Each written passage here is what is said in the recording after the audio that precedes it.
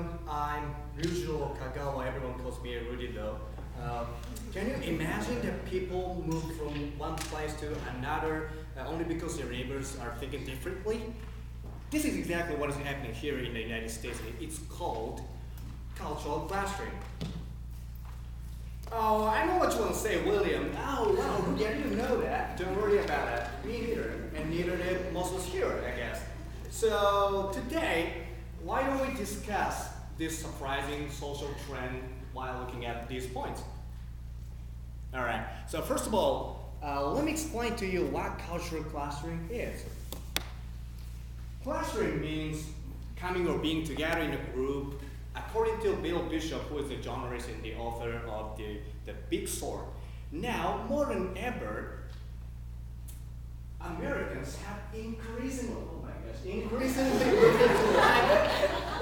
no problem. Listen to me, just listen to me. Like-minded communities where neighbors think the same way as they do. All right, and this is not happening because of economic factors, like looking for a better job, but because of cultural factors. They're looking for a place where they fit. That's why it's called cultural clustering. And among various cultural factors, politics is thought to be the strongest motivation to urge Americans into forming cluster. So this is also called political self-segregation. Now, let's look into what's happening in America in more detail. Bill Bishop says, during the last 30 years, communities became increasingly either Democratic or Republican. A good way to illustrate is to look at the country changing electoral geography. In 1976, Jimmy Carter won the presidency.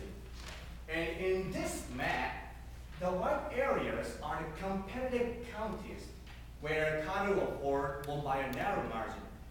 The gray areas are Republican landslide counties where most people voted for Ford. And in black areas, Carter gained the landslide victories. And in 1976, only about a quarter of the counties were landslides. However, in 2004, when George W. Bush won his re-election, we can see the number of landslide counties counts for the majority.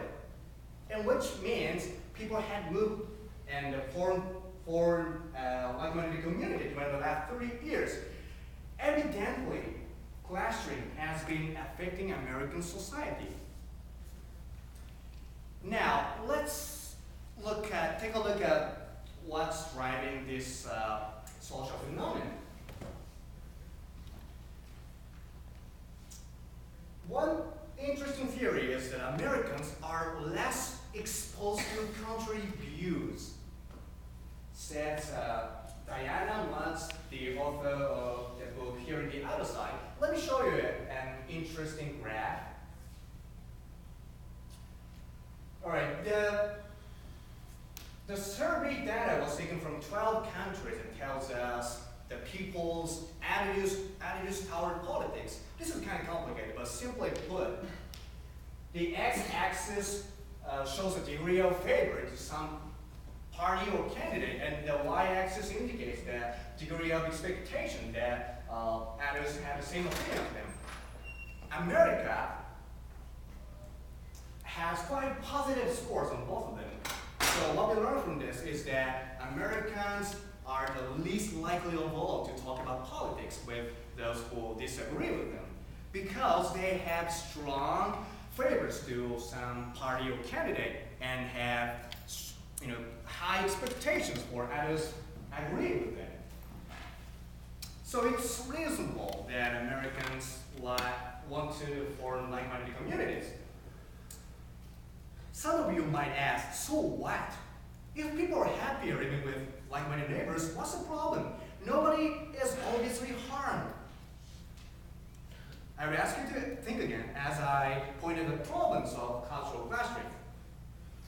Study shows that when a group is ideologically homogeneous, its members tend to grow extreme.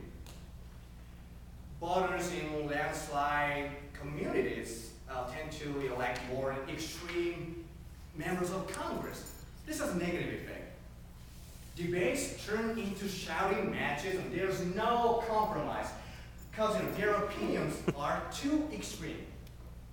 Bill Bishop claims that America's split into balkanized communities whose inhabitants find other Americans to be culturally incomprehensive and whose inhabitants hate each other. And this is a possible consequence from cultural clashing, basically.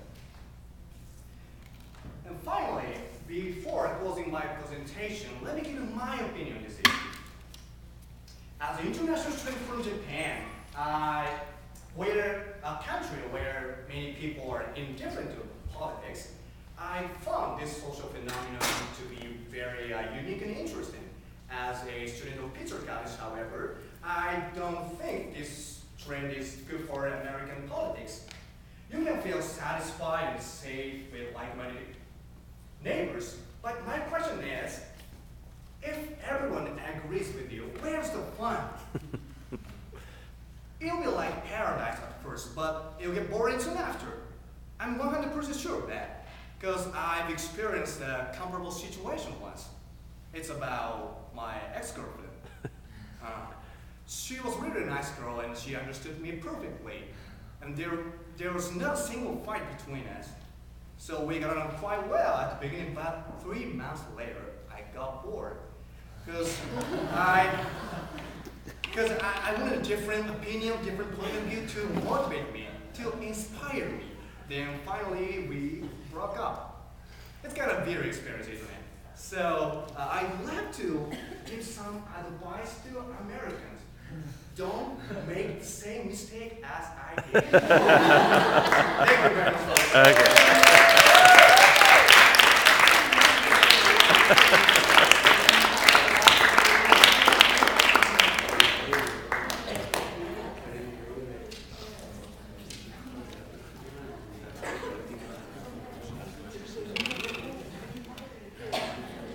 Okay, any questions?